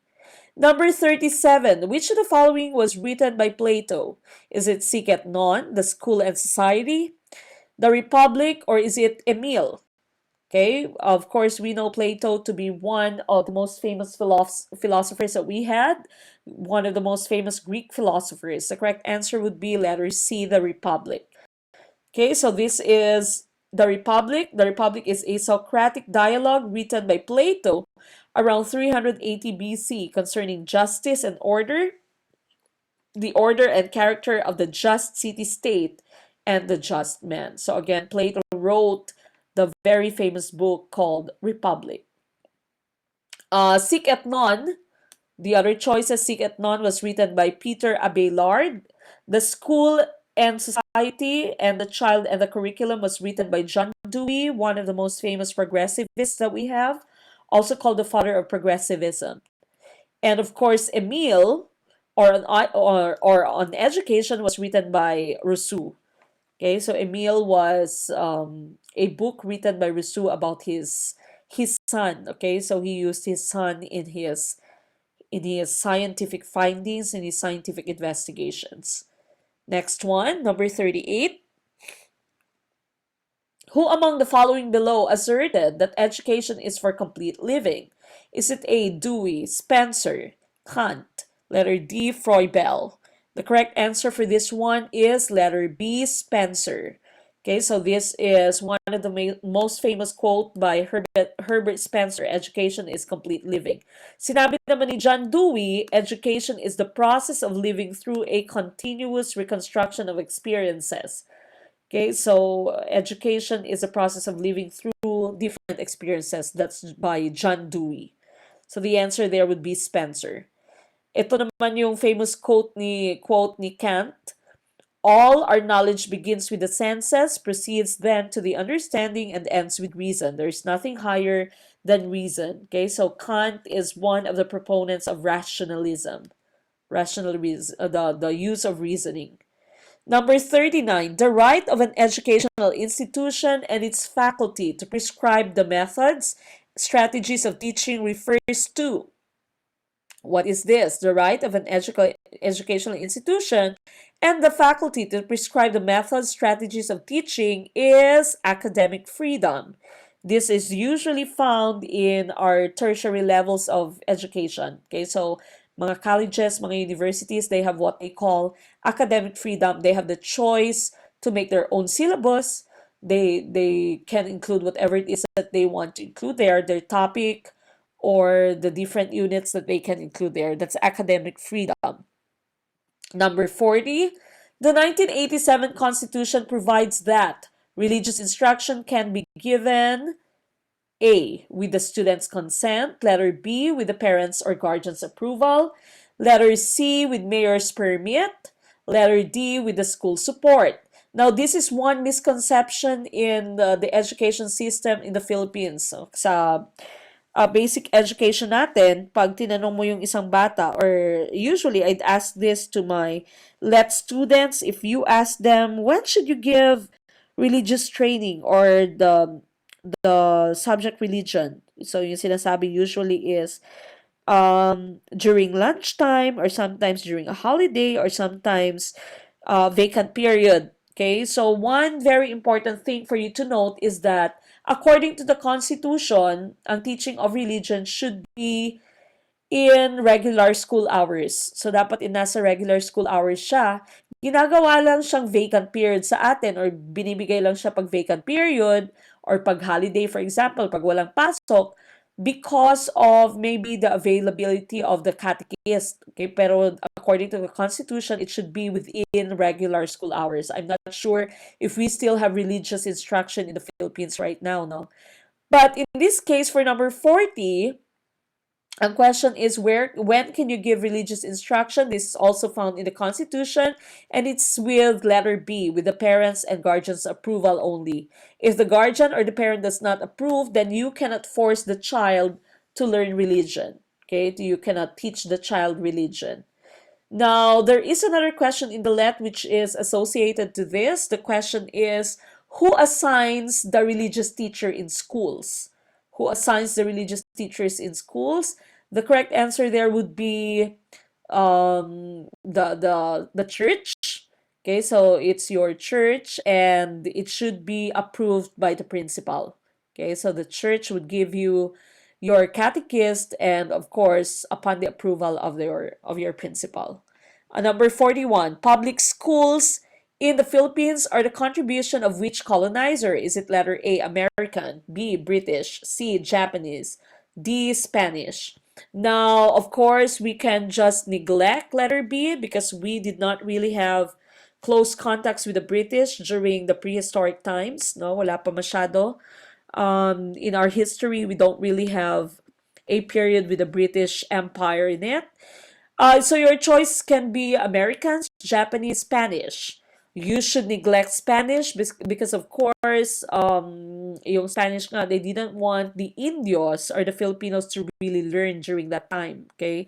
So we're asking about public schools. So hindi naging public yung education system during the Spanish time. At yung focus ng Spanish was religious instruction. So gusto lang nila is maging educated tayo in their religion. That's why a lot of us became Catholics. Sa Japanese time naman, it was the love of labor. Okay, so vocational teaching, vocational was given important focus during the Japanese period. The correct answer here would be letter A, American. So, ang mga Amerikano talaga yung naging susi para magkaroon ng public school sa Pilipinas. Okay, so it's the Americans who gave us public school system. Number 42, hardship allowance is given to a teacher when? Okay, ano itong sinasabing hardship allowance? This is also in our constitution. A long time ago, your hardship allowance was only 2.5% of your monthly salary. But nowadays, I think the hardship allowance is at 25% of your monthly salary. And this is given to a teacher who is assigned in a hazardous area. So pag delikado kung saan ka nagtuturo, delikado ito, for example, nasa tawi-tawi ka, nasa may gera sa lugar kung saan ka nagtuturo, or mahirap puntahan yung lugar kung saan ka nagtuturo ka sa bukid. For example, I know some people who are teaching in the mountains and then they sometimes would stay there for half a month, then they would go down after half of the month that they stay there, then they'd be receiving hardship allowance. Okay, so hardship allowance again is 25% of their monthly salary. Number 43. Which of the following principles of human growth refers to the situation that girls mature earlier than boys? Is it letter A, growth follows a sequential pattern? Letter B, development rates vary. Letter C, each stage of development has characteristic traits. Letter D, maturation should precede certain type of learning. We've talked about this a while ago. We had a question that was similar to this a while ago. And I think you've all agreed that the correct answer would be letter B, development rates vary. And we said girls mature earlier than the boys. Okay, so mas nauuna pong mag-mature ang mga girls kaysa sa mga boys. So that's letter B. Number 44, a teacher who gives uniform assignment to be worked out by all learners in arithmetic is not observing a characteristic of a good assignment. Which characteristic is overlooked? Ano yung ini-ignore mo if you are giving uniform assignment? Pare-pareho lang yung assignment mong binibigay sa iyong mga learners.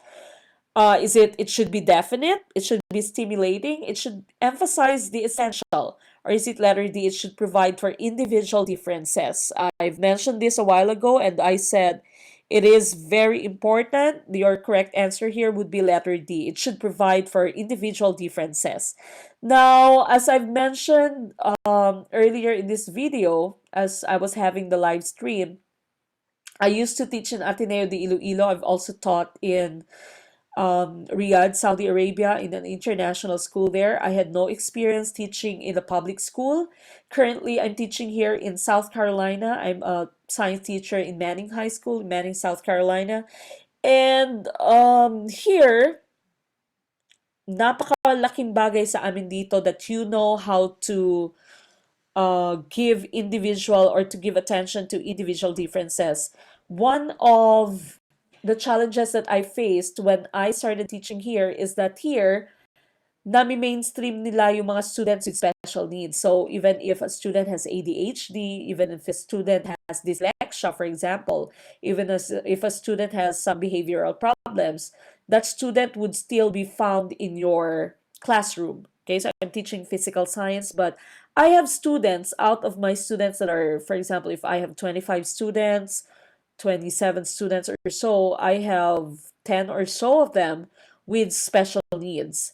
So as a teacher, you should really make sure that you accommodate their needs. Okay, so we have what we call their IEP, their individualized educational plan. Pinapirma po kami sa IEP na yon. So dapat sinusundan mo yung IEP dahil pag hindi mo sinunod yung mga nakalagay sa IEP niya, for example, sinabi sa IEP niya na bigyan mo siya ng isang araw na extension for his work or for her work. Kailangan pinapagamit mo siya ng device. Okay? So, if you're not following the accommodation of a student with special need, pwede kang isu, pwede kang kasuhan, pwede kang makulong.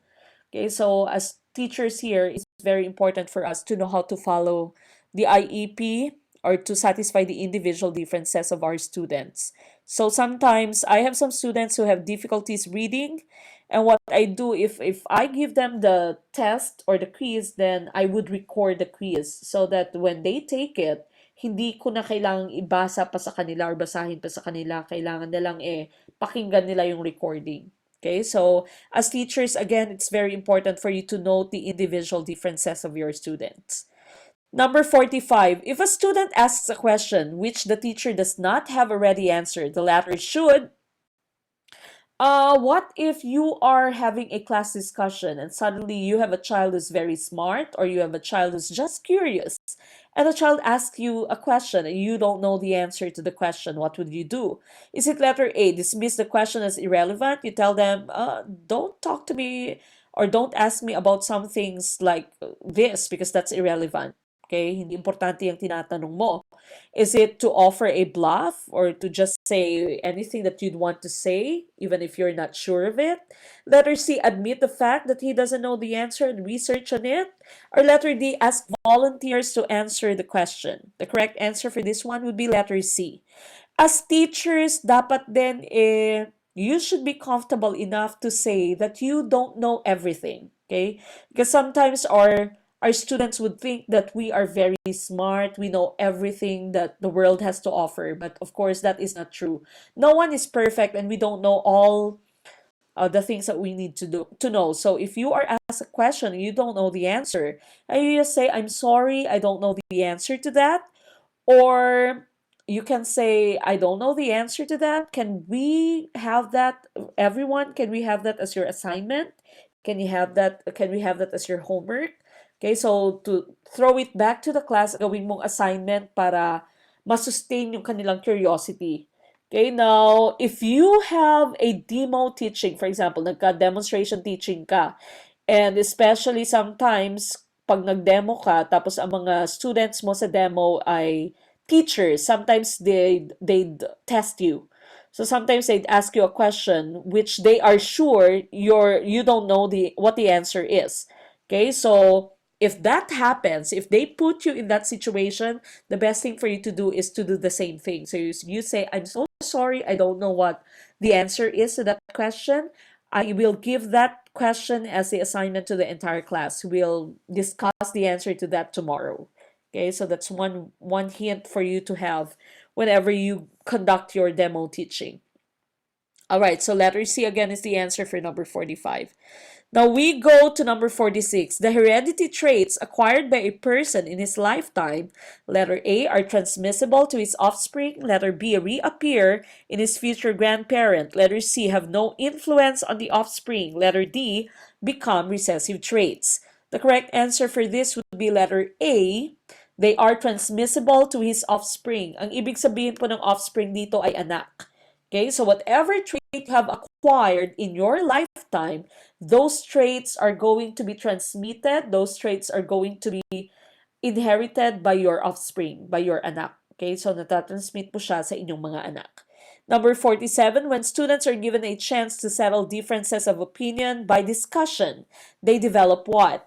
Is it A, fair play, B, tolerance, C, irritants, D, sociability? If you give them a chance to settle differences by opinion or of opinion by discussion, then you give them a chance to develop tolerance. Okay, so tolerance is the answer. Definition of tolerance is here: a fair and objective attitude toward those whose opinions, practices, race, religion, nationality, etc. differ from one's own. It's freedom from bigotry or freedom from discrimination. Okay, so tolerance is freedom from discrimination. We go to number 48, third to the last question. The school's responsibility towards teenagers' gang age is. Now, as we all know, if we are teaching teenagers or if we have kids who are in their teenage years, they'd always be in gangs. Okay, it might not be something that is very bad. By gangs here, we mean grupo. Okay? So, meron silang mga barkada, meron silang grupo, group of best friends. Okay? So, as the school, what is our responsibility? Should we provide the gang all the freedom it needs? Should we give classroom activities to give direction to out-of-school youth activities? Is it letter C, supervise gang activities? Okay, so pupunta ka sa kanilang gang war, for example, okay, supervise their gang activities. Or letter D, set up norms of conduct for the member of the gang. Okay, so magbibigay ka ng norms, magbibigay ka ng kanilang mga bylaws. Okay, so the correct answer here would be letter B, give classroom activities to give direction to out-of-school youth activities. Okay, so do not give them a chance to na magkaroon ng maraming time na mabakante na walang ginagawa. Okay? Or else, magloloko yung mga bata. Okay? So, that's letter B. The correct answer for this would be letter B. Now, number 49, second to the last question. In an intelligence test, a 13-year-old girl got a score equivalent to that of a 15-year-old. This means, so yung age ng bata is 13 years. Okay? Ang nakuha niyang equivalent is that of a 15-year-old. Should it mean that the girl must be accelerated? That the girl is 2 years older mentally? The girl has a chronological age of 15. Again, chronological age is the actual age. Number or letter D, that she has a mental age of 13. Okay, so sinasabi sa ating question, 13 years old ang bata, pero yung score niya, ang nakuha niyang score ay equivalent to that of a 15-year-old child. So we cannot choose C.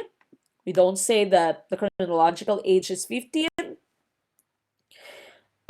We also don't say that the mental age is 13. Dahil yung mental age nga is that of a 15-year-old. So your correct answer would be letter B. The girl is 2 years older mentally. She is 13 years old, but her mental capacity is that of a 15-year-old. Okay, so that's letter B. All right, now we get to the last question. Which statement is not necessary to achieve the learner's interest in a learning activity? Is it letter A, the activity must lead to a practical end? Letter B, the activity must be within the ability of the learner? Letter C, the activity must fill a need recognized by the learner?